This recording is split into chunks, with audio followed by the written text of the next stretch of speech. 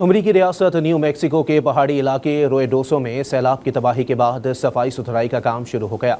मूसलाधार बारिश की वजह से न्यू मैक्सिको में शदीद सैलाब आया, जिसके बाइस मुत्तादिद इलाके और रिजॉर्ट्स टाउन्स में तबाही हुई और वो मुकम्मल तौर पर उजड़ गए।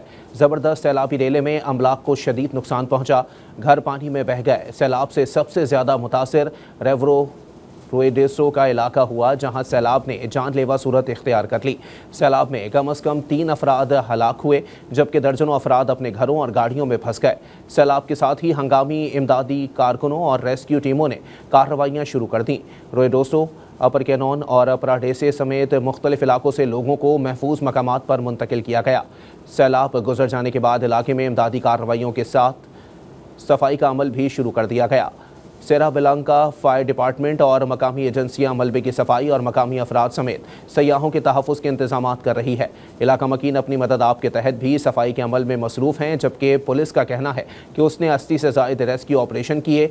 दूसरी जानिब नेशनल वेदर सर्विस की तरफ से मज़ीद बारिशों और फ्लडिंग की पेशगोई की गई है।